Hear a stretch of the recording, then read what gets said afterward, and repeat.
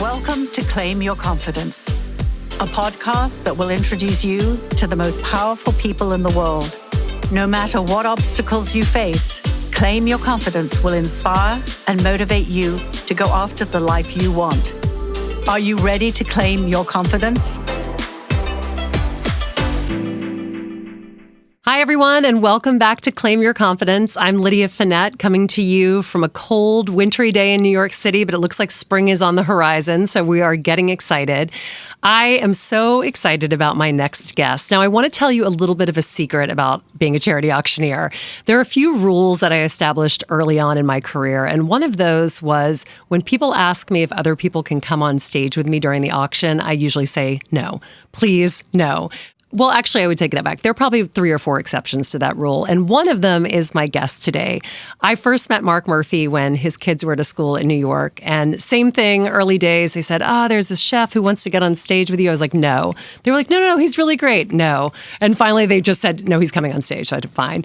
Marc got on stage. He wowed the crowd. We sold, I think, a cooking dinner with him for like $20,000. It was such a fun night, and I've had the opportunity to do that many times since. So, Marc, welcome to the show. Well, thank you so much for having me. This is very exciting. So for those of you who know Marc, and that's everyone in the world, Marc is a guest judge on Chopped. He's been on every single Guy Fieri show, I think, imaginable. He would yell at you, it's Fieri. He's okay. Italian. Well, it's very particular about his pronunciation. Well, I should just go ahead and tell everyone here that I don't know how to cook. So I've just shown that off in the first 10 seconds of this podcast. My mother-in-law will be horrified as a Food Network addict, as will my husband, if I'm honest. But Guy Fieri. Fieri, yes. Okay, perfect. Close enough. Now I know. I do his shows. I work with Bobby Flay as well. I do. Whenever they ask me to come, I come. I like to cook and entertain. So wherever they want me to show up on the Food Network, I'm usually there. All right. So there's the Food Network. I know we were talking, you had a podcast for a couple of years. You have a book. You've done many restaurants. So I want to dive into the beginning of all of this because this entire podcast is about confidence. And I imagine over the course of your life as a chef, there have been many peaks and valleys. So let's start at the beginning. You grew up all over Europe. Tell me about your upbringing. I'll give you try to give you the abbreviated version. But yes, I was born in Milan, Italy. My father was an American diplomat. My mother's French. So I mostly grew up in Europe. I lived in Milan, Villefranche, Paris, Rome, Genoa, Spoleto, and then I did a stint in a boarding school in New Hampshire until they asked me not to come back. And then I went to which is not in Europe. No, which is not in Europe. Which is also, and then I also went to Maine, and then I landed myself in New York City. But let's go back to the beginning when you were the child of a diplomat. What is that like? Because as someone who loves to travel, and my mom is British, so we did travel a lot when I was little, I always thought that growing up as the child of a diplomat would be incredibly exciting. Well, it was exciting. It was exciting, but I didn't know any different. I didn't know what it was like. And actually, now that I have children myself, I was actually very excited to have them grow up in one place and be able to have friendships from when they were younger. Because there's one friend of mine, Dennis McHugh, is probably my oldest friend, and I think I met him when I was 19. Besides that, it's my immediate family is all I know from the beginning. Because there was no social media. When I lived in Virginia for a minute, for like 3 years when I was in 3rd grade, and then we were moving back to Rome, you looked out the back car window waving to your friends crying, like, I'll never see that person again. And I never have. You're like, bye, because Max. there was no way to keep in touch. What was I going to do? At 10 or 12 or 14, like write letters to people and have pen pals back to where I used to live. I mean, you move on. You make new friends. That's the one thing you have to do is figure out how to make new friends very quickly. Yeah. Which got me in a lot of trouble most of the time because I was always the class clown. Always trying to make friends in other ways. And there's another thing that I don't know if you know this about me, but on top of just moving every 2 or 3 years and having to remake friendships, people are like, oh, it's so great. You learn so many languages. Yes, I speak French and Italian and English because I grew up speaking all 3 languages at the same time, basically. So that's an advantage, and it's fun. It's helped me out a lot in my career. But the other thing that really, when you talk about confidence and about growing up, I grew up in a moment of time when nobody knew what was wrong with me, in quotes, because I was dyslexic. Oh. I'm extremely dyslexic. And so I had the added benefit of having my brother who would get straight A's in whatever school they dumped him, to me coming home going, I passed one class this semester. Everything else was an F, but I got a D. They didn't know what to do with me. I was such a disaster as far as going to school. Yeah. It was not good. It's interesting. So my middle son is dyslexic, and we talk a lot about this and the difference between raising a child who is dyslexic in the current environment versus that. And it really is such an incredible gift to children now that can be diagnosed early. And it's something that is such an open conversation without embarrassment. And I watch him now in a place where we now understand that he has dyslexia, and having worked through some of the earlier issues since the first grade, it's remarkable. I mean, I remember sitting with him, and probably similar to what you're talking about with yourself, but my oldest daughter, I mean, if my oldest daughter were the tracker on all of my children, I would say I never knew that I needed to actually watch a child do homework. She does everything she's supposed to do, never been an issue. We taught her to read with ease. And then my son, I remember looking at things and being like, honey, I just showed you that word. So as someone who's a reader and a writer, I just could not understand what the issue was. So I can't imagine what that must be like and how frustrating that must be like as a child to not have those resources and know that you're very smart, clearly, and very capable. But then also the other social elements that you're pulling out to be liked and to be noticed. Yeah. I grew up, I always thought I was really stupid because I couldn't do well in school. Yeah. So my confidence was we were talking about confidence. I had none at that point. And growing up as a child with dyslexia, with nobody knowing I had dyslexia, they just thought I was stupid. Yeah. I mean, I was, diagnosed, but they didn't know what to do with me, really. They had no idea what dyslexia was back then. The good thing about your child who's dyslexic now, I can't even imagine where I would have gone in my career if I had been taught the way I was supposed to be taught as a dyslexic. But the one thing about your child is, your child's probably the smartest person in the family. Totally. Because dyslexics are by far more intelligent than most people. That's what they say. And the only reason is because we as dyslexics can think of things differently. We don't go down a straight, narrow path. We look at all these different ways to do things and to see different situations and problems. And I work with an organization called Made by Dyslexia out of England, and Richard Branson's on the board, and a lot of people. And we just did a big thing here in New York. But we're trying to get people to realize that HR people and companies need dyslexic in their organizations so people can see differently and understand different things. So the strangest thing about me growing up is because I was so dyslexic, not knowing it and being terrible in school, when I started cooking, so I had no confidence, right? I literally, people asked me, why did I start cooking? I started cooking because I was living with my brother on his couch in his girlfriend's house, and I didn't know what to do. And I was a handyman helping her friends out with apartment stuff, like painting and building closets and things. And this is what age? This is like college? I was like 19, 20 years old, right out of high school. I did not make it to college. So I moved to New York City and came to figure out what to do with my life. And so while I was being a handyman, which I was like, all right, this might be my life, I'm pretty good at working with my hands. My grandfather was an engineer, and he worked for Schlumberger, and he used to always tinker around the house in his retirement, and I always used to help him. So he taught me a lot about working with tools, and I was pretty adept at that. So I was like, I guess this is what I'll do. And then at one point, my brother said, you seem to cook all the time here, because I felt bad. I wasn't paying rent, so I'd cook dinner for them all the time. Yeah. So I was. He's like, you seem to cook. You like to cook. Why don't you go to cooking school? And I had no idea that was even a thing. Yeah, I was going to say, because I feel like cooking school. This is what always strikes me, especially about someone your age or like around my age. Like cooking when I was younger was not what it is today. It wasn't like a the Food Network wasn't around. Well, exactly. I literally. So I went from maybe I'm just going to be a handyman my whole life, and all of a sudden I decided I went to this cooking school roundabout way I got there. And it was a 3-month cooking school. They showed you everything once. And I was good at it. Mm-hmm. I was like, I sucked at the written tests. I did all bad on that. But my teacher was very much like, yeah, you're pretty good at this. Like you catch things on quickly. And I had the added benefit of eating really well as a kid, right? So I loved to eat because grew up in Europe. Like I would have people come in, they'd be like, they're making a vinaigrette. And I knew what it was supposed to taste like, a red wine vinaigrette with Dijon mustard. Yeah. I'm in. That's what my grandmother used to make, right? Do you see my face go blank? I'm like, sure, I wouldn't even know how to make that, but good. Okay. So it was the first time I think in my life, I all of a sudden felt confident that I could do something at this cooking school. And then when I got my first job, I was scared to death because I was like, what is this? Like, I didn't know what a commercial kitchen was like. Yeah. And I worked with this guy on the garde manger station, which was the cold section.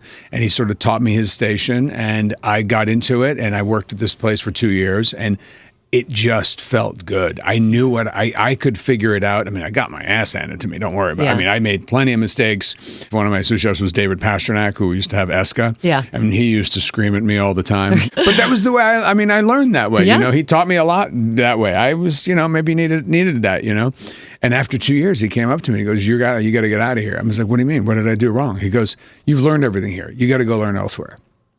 And I was like, what a compliment. Wow. Gosh. I mean, even today, I get emotional about it because I'm like, it was the first time somebody actually thought I could do something right. Yeah. Which was tough. Course. And it was weird because I never really wrote a resume ever since then. I just kept getting jobs because people heard about me and wanted me to work with them and kept going and going. And so where did you go from there? What was your next step? so my next step, I was living with some friends. I was crashing on their couch because I was being paid, $241 take home a week, 6-day work week. Jeez. What I did do, which was really funny, I was saving money. And for me to save money, one of my roommates was a philosophy professor. So the apartment was just wall-to-wall books, right? Oh my gosh. So I took one of his thickest books that he didn't want, and I cut out with a razor blade the inside of it to fit dollar bills, right? I would try to put a $50 bill in there every week. Oh, that's such a good story. So I would save this money, and then after these 2 years, I thought, okay, I have this book with this money in it. What am I going to do after I was going to leave and go do something? And everybody then, still today, people are like, oh, I should go to Paris. I should go to Paris and learn how to cook in Paris. That would be great. I would go get experience over there. And since I have a French passport and an American passport, I was like, well, I've got a leg up from all these kids that work in New York and they want to go work in France. It's a lot harder. So I found an old friend. I found another couch. I was really good at couch surfing. I know, I was going to say. I was really good at landing on couches. And he lived near the Bastille. He was actually he was a professor. So I crashed on his couch and I found myself a job in Paris. And I worked I ended up, roundabout story, I ended up working for about 2 years in a 1-star Michelin restaurant in Paris. And then after that, I ended up going down to Alain Ducasse in Monte Carlo. It was a 3-star Michelin. wow. And I just did a stage there for 3 months and hung out there just to check that out. And what were you learning in each of these places? I mean, you're obviously learning the skills, but what else are you learning while you're there? When in a kitchen, you learn cooking is just a little part of it. Yeah. The other thing is how to get along and the camaraderie. You build. It's a team. It's in French. It's an équipe, right? Yeah. So it's literally a team. If one person on the team goes down, the whole kitchen goes down. So you learn how to really work with other people. You're constantly teaching people because you're trying to do less work sometimes because you're doing other work and you have to teach people how to do other things and time management skills of, you got to rack a lamb in the back right of the oven. That one's supposed to go out medium rare. You got the other one on the left that's supposed to go out rare, and you got this happening. You got the vegetables, you got the sauce going. You got usually 6 or 7 things going, and it's about timing and doing everything at the same time. And then if you end up working your way up and you become a sous chef or a chef, then it's like, the air conditioning broke. You got to figure out how to fix that too, because you can't wait for the guy to come. So your peripheral vision, I always say, in a restaurant business is very, very important to keep. You have to be able to multitask and have a lot of different skills because, the restaurant's going to open and the toilet's backed up. Well, guess what? That's what the chef's doing as well. That's what you're doing. You got to go do that too sometimes, or deliveries aren't here. You got to go figure out how to rewrite the menu or get something going with certain ingredients that are missing. It's every day is a different day. And as a dyslexic, I think, I never really thought about this dyslexic thing until much later on in my career. Yeah. It did not even dawn on me that the reason I was pretty good at what I was doing was probably because of dyslexia. Yeah. But it didn't hit me. Like I just did this thing at Avery Fisher Hall at Lincoln Center with 1,500 people, and I was asked to come and speak with another person and a moderator, and literally after this 3-hour conference made by Dyslexia, I sat down. I was one of the last people. I was like, I have learned so much about myself today that I had no idea. You're like, this is me. Why I am the way I am. Yeah. And it is mind-boggling. Yeah. One of the things that really struck me from that was Mayor Adams was there, our mayor of New York City, for anybody who doesn't know him, but he's also dyslexic. Yeah, and I heard him speak about this. And he spoke about it, and he said, he said there's something like 40 or 50% of people that are incarcerated are dyslexic because they could never get along in the world and have the confidence, talking about confidence, to do something to be a contributing member of society. So people end up going sideways with it because they don't know what's wrong with them because they haven't been diagnosed, they haven't been taught the right way and whatnot. So for as far as confidence, I think that my dyslexia is sort of why I am who I am. Yeah. But I think the reason I was able to push through it and get through it is because I literally didn't give a shit. Yeah. I didn't care what people thought about me. Yeah. I have the ability to go through things and be like, I mean, that's probably why I've been on TV for 14 years. People are like, isn't it nerve-wracking? I'm like, I don't really care. If people like me, they like me. If they don't like me, they don't have to like me. They can turn it off. I don't, but that it is doesn't matter to confidence. me. But that's really like that is confidence to the core when you can say that, because I think a lot of people are stopped dead in their tracks by the idea that somebody wouldn't like what they do. I see that, frankly, a lot in women. This is why I write my books. But it is an interesting thing that you see with people where they won't even try because they're scared of the outside noise and the outside judgment. One thing I wanted to actually say to you about the Made by Dyslexia, and I didn't realize that was the name of the foundation, but when my son was diagnosed, I had seen the video that's on I think it's on YouTube, but it was also on LinkedIn for a while, about why you should hire dyslexic people. And it had Keira Knightley and it had Richard Branson talking about dyslexia as a superpower. So when my son was diagnosed, I didn't really know anything about it at that point, but I'd seen the video. So I sat him down and I was like, listen, I want to tell you something. You have this amazing superpower. Like, your sisters don't have it. It's just you. And so I heard Henry say to his sisters last year, he's like, hey, Mom, what's that thing that makes me super special that Beatrice and Eloise don't have? I'm like, oh, your dyslexia. He's like, yeah, because I'm dyslexic. So I can read backwards and I can read forwards, and you can only read forwards. And it made me like, I have told so many people that story because it really is just, it's all about the framing. And I love hearing this from you. And frankly, I love understanding how your career is sort of laying out with this as a piece that you didn't even know about, but now can look back. And as Steve Jobs always says, you can connect the dots backwards, right? Yeah, I mean, I literally, people ask me, how would you get into cooking? And I was like, I think it was dyslexia, because if I had actually been taught properly how I would learn, I mean, people are like, what else would you have done in your life? I mean, I would have probably loved to have been an architect, but I mean, there was no way I was going to go through school to become an architect. I mean, buildings have been built backwards, maybe, I don't know. And the other thing is just, it made me, I don't know if it's the dyslexia or whatever it is, I'm just curious about everything too. I'm endlessly curious. Yeah. So you just said something which made me think about the next part of your career, which you said the sky is blue. So you worked at Windows on the World. Is that right? Yeah. And how was that experience? I remember seeing it when I was young. I came to New York and we went there with my parents. But obviously since September 11th, it is gone. But it was a strange, interesting situation because I was a sous chef at a restaurant called Layla. That was one of Drew Nearpont's restaurants. Yeah. Joey Fortunato was the chef, and he had hired me. I was working at Le Cirque before that. And so it was my first sous chef job. But there was a consulting chef who was consulting because it was a Middle Eastern Mediterranean restaurant. His name was George Mazraf, and he was Egyptian and he'd traveled a lot, and he was very, very, well-rounded in all sorts of cuisines. And I got to meet him there, and we got along famously, and he knew I had worked in Paris, and he knew my career working at Le Cirque and all these things. And then he became the back of the house general manager at Windows on the World. And he called me up and he goes, listen, I have a job for you. And he tells me I would be the chef on top of the World Trade Center at Cellar in the Sky. Amazing. And I said, I've only been a sous chef for 6 months. It's my first sous chef job. No, I'm not a chef. Yeah. Called me once, called me twice, called me 3 times. Finally, like maybe the 3rd or 4th time, he brings me down to the World Trade Center. He puts me in the elevator. We go upstairs. He shows me the kitchen, shows me the views, shows me the dining room of the restaurant I would be cooking in. It was going to be a 6-course menu tasting with 6 wines paired, and the menu would change every 2 weeks. And I also had to, by the way, take care of the bar, which was a huge bar.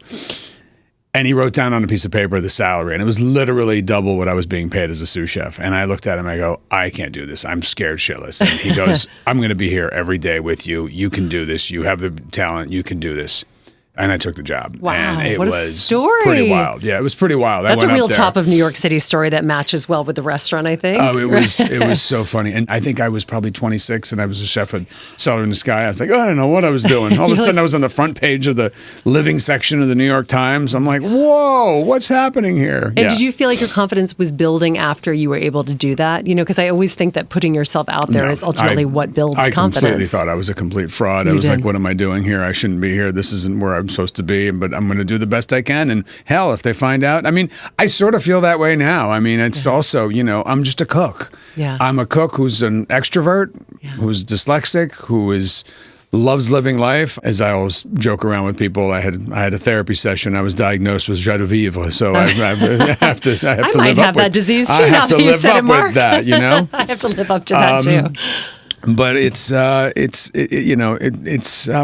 fun life. It's a fun life, and being able to just bumble through it. My friends and my family, they're always like, you're always so happy and just go forward and do things and have fun. And I'm like, well, that's confidence in not caring what people really think about you, I think is really big helpful. in that sense. You do what you want to do, right? Yeah. So 2004, speaking of confidence, you opened your first restaurant, right?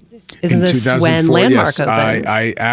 I had left Windows in the World before all that happened. Michael LaMonaco came in to take over, and I left. There was a whole thing that happened there. But I left, and then I was working for another guy named Abraham Merchant. We had opened up a bunch of restaurants, and then 9/11 happened. Yeah. And sort of the city shut down, and I was going to leave town. I had my motorcycle ready to go. I was going to cross the country and go visit a buddy of mine in San Diego and help him. He was building his house, and I was going to go help him do stuff because I was like, well, there's no more work here. Yeah. Everything's over with. And then I ended up meeting my wife, and that started a whole new trajectory. We ended up getting together, and we sort of joined forces, and we got the little building in Tribeca and opened Landmark. Yeah, and I had always worked in high-end restaurants from Le Cirque to Ducasse. The World Trade Center, the Cellar in the Sky was like their little jewel box up there. It was always, and I had decided I really wanted to open a restaurant where my friends would not be coming once or twice a year to celebrate a holiday or an anniversary. Yeah. I said, I want a restaurant where people come 3 times a week to see me. So we opened Landmark in the Tribeca, and it was, I guess you said 2004? You did your homework, 2004. I guess so. Well, and also I know because my husband at the time was living in Tribeca, and we just started dating around 2004 to 2005. So we actually did go to Landmark at least once a week. There weren't that many restaurants in Tribeca, you'll remember. And we always had such a good time, and I loved the half bottles of wine. I remember that as being like the perfect thing, because in your 20s somehow you can have like 2.5 glasses of wine and still get up and go to work and not feel terrible, which is not the case. It works out very well for people. So around the same time, I became an auctioneer at Christie's. I always like to say that there are certain things that I've seen over the course of my charity auctioneering career, which are indicators as to where culture is going. So I knew that the chef movement was happening before a lot of people because I could see it in the prices that people were paying for things. And I will never forget, and this probably is around the same time as the Food Network was starting, the chefs started coming to the events, and wow, a chef dinner used to sell for $500 if we were lucky, and all of a sudden over 2010 through current day, I mean, I've sold chef packages for $100,000 at auctions. You've been at some of these too. It's wild. When the Food Network approached her, how did this all happen? Because that's really what became the sort of mark of a chef. It was like you were on the Food Network, you had to show, you were a judge, you were doing something. But that must have been a really interesting conversation. You can't smell food if it's cooked on TV in front of you. You can't touch it. You don't get to taste it. So you're watching someone else make an incredible meal that you don't get to do. So how does someone convince you as a chef with the restaurant in New York and all this training to come on TV? Well, it's interesting because I had my restaurants going. I ended up, I think I might have had Tribeca. I had Baby Ditch Plains in the West Village. And I had a lot going on, and we were just firing on all cylinders, loving the restaurant industry, having fun, doing well. And all of a sudden, my director of operations, Peter Hansen, at one point turns around and he says, you have so much going on. You need an assistant. And all of a sudden, I had an assistant who showed up, who was one of my waitresses at one of my restaurants, who decided she was going to take the assistant job.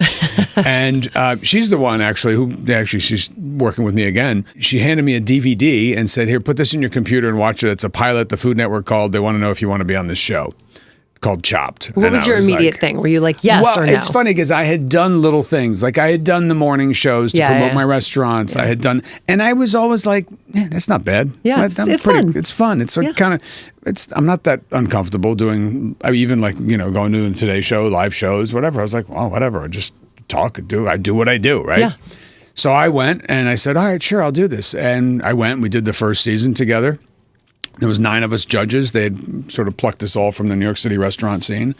And it just slowly kept building and building and building. And that was 15 years ago. Wow. You're thinking I sat around and thought about this a lot. I didn't. You didn't. I was just like, all right. And then, of course, Peter and my assistant, Jesse at the time, was like, yeah, probably be good for the restaurants. Get your face on TV. People will come to the restaurants. Yeah. It's a great promotional tool. Yes. That's more what the impetus of why I should go do this show was at the first. It's like, well, if people see you on TV, they might come to your restaurant. So, hey, let's do that. Yeah. And the Food Network really, it took the chefs out of the kitchen where I thought, and I said, when I started cooking, I just figured I was handcuffed to a stove the rest of my life, and that was going to be my life. Yeah. I would never do anything but maybe I would open my own restaurant, but you don't go on vacation. Right. It's like being a farmer. You can't leave. You have to stay there all the time until you open multiple restaurants and you can hire chefs that work under you and you can have somebody else overseeing the business part of it. That's when you can start kind of getting out of there, out of the kitchen all the time. But the Food Network brought, notoriety to the chef world. And I certainly wasn't the first. I mean, I think Emeril Lagasse was probably one of the biggest chefs in the beginning who got an agent and did the whole thing and got, that whole ball rolling, because most of the time, some of the old timers would be like, they were sort of scoffing at all this. Well, that's what I was wondering. wondering. You're supposed to be in the kitchen. Exactly. What is this? This isn't cooking. Yeah. I learned on the move, on the run, basically. I learned as we went. But you did mention something funny about being on television and the viewer not being able to taste it or see it or feel it. Right? There was a producer on Chopped from the beginning. Her name was Vivian Sorensen. She's a wonderful person, but she was the one that used to really drill into us. Guys, she'd come in like during a cut and be like, you have to understand, the viewer cannot taste the sour note. They can't taste the texture. They can't taste. So you need to describe it to the viewer. What is that tasting like? What is the umami? What does that mean to you? What is the? And it was interesting because I obviously got used to describing that. Yeah. And sometimes when I watch other shows, which I won't mention that I don't think are as good, is they don't have a good enough producer that's telling them, because they'll be like, that was good, and then they'll cut and they'll move on. I'm like, what do you mean it was good? Yeah, tell me why. Was it good? Yeah, was it the almond flavor? Was it the flavor? Was it the the temperature? Was it the balance of flavors? Was it? You have to be able to describe that. Yeah. And it's interesting, but I don't really. I guess it's sort of second nature for me now. But I'll go shoot Chopped. Sometimes they bring guests on, and I'm kind of like, hey guys, you got to describe what you're tasting, or else the viewers are just kind of lost. They need to know what's going on. What do you like to watch when you're not in the kitchen? What do you do to relax? This is very embarrassing. I don't really watch television that often. Yeah, I don't either. I mean, you're like Real Housewives of New York. I have a son who's very sporty, and I find it very important to be involved in your kids' lives in every way and possible, because they grow up and move on and do other things. But my son is very into sports. I was never very much into sports because I was a line cook. So ever since he started getting into it, I started being interested as well. It's great to see me being interested in what he's interested in, and so it sort of bonds us. So that's sort of what I watch on TV. Yeah. I'm a big Criterion. If I'm going to sit on the couch, I go to Criterion Collection. Yeah. It's just fun, and it's fun actually to see sets that are New York or other places that are at a different time. You watch things like that. It's kind of fun. But I do love to be entertained. I will, as I say to people, I love live performances. I love the ballet. I love the opera. The beauty of New York. And that's the one thing. And I always used to tell all my staff that. It was like, on your day off, what'd you do? And if they didn't do anything, I was like, well, come on. You live in New York City. I know. It's got so many opportunities. You can get standing room tickets at most shows. You can go to a Broadway show. You can go see something. You can do something, Well, you've raised children here. You are raising children here. And I feel like that's a question I get all the time. They're like, how are you raising children in New York? I'm like, there are so many things to do in this city. Walking down the street is an adventure. I mean, especially right now, as you know. But it is just the most incredible place. And you've lived through so many parts of this city, as have I. And as we come out of COVID, there certainly are things that obviously we can all see have changed. But the restaurant scene, the culture, the opportunity to go to Carnegie Hall on a Tuesday night, those are things that are impossible to replace no matter what. Right. But I do want to touch on one thing because, obviously you mentioned this when it came to September 11th, 2001. But obviously COVID was a huge crater to the restaurant industry. And you were part of the mouthpiece talking about how to bring restaurants back and what to do. Can you talk to me a little bit about that time? Because I imagine that must have just been like, oh God, here we go again. But you'd seen it happen once before, not to the degree, but I'd love to hear your thoughts on that. I mean, to as me, we come out of it. I luckily closed all my restaurants right before COVID. I had sold my shares to my partner. I got rid of that. And then I sort of gotten, some landlord issues at another restaurant, so got out of it. Luckily, we still have the building in Tribeca. We had bought that building many years ago. And I thought, you know what, I'm just going to pull the reins back, slow it down. I had 650 employees at one point. Oof. I'm just going to do private events. I'm going to just slow it all down and see what happens. And then all of a sudden COVID hit. Yeah. And I was like, oh my gosh, thank God I did this. This is great. So seriously. I got very, very lucky. I was very much I've always been part of the restaurant industry. I was actually the president of the Restaurant Association of our chapter in New York for 9 years. So I've always been very in touch with it's a family. The restaurant business is a family. And it really hurt. I mean, COVID really, really hurt us. It was a dismantling. Mm-hmm. And, as the restaurant industry does, they just push through. Yeah. They go through it. Okay, everybody's going to go to work. We're going to start doing delivery. We're going to do this. We're going to do that. And I just saw, I didn't have any restaurants at the time, so I was sort of left out. I was on the sideline, and I kind of felt bad about that and didn't really know what to do because I saw my colleagues sort of jump in and do stuff, and we didn't know how dangerous it was. We didn't know what was going on, really. I mean, so I was just with my family, trying to protect my family and trying to encourage people. Every night I would cook dinner for everybody, and then I would put my little tripod up and put my FaceTime on, and I would call somebody in the restaurant industry, friends of mine. Yeah. We would just sit there and chat for hours because I felt it was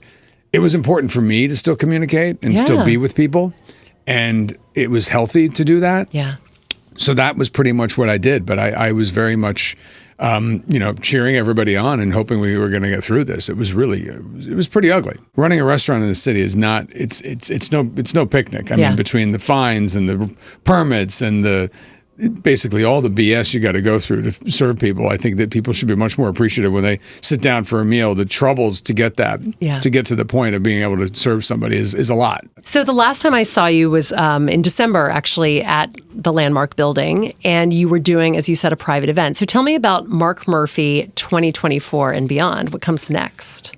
Well, after that, I've moved. Well, after COVID, I mean, I basically right now, what my life is really like is I have a private event space, from corporate dinners to birthday parties to whatever, and I have the building down there, and I do demos. We also use it to shoot. People have shot some commercials there. We've done a lot of things.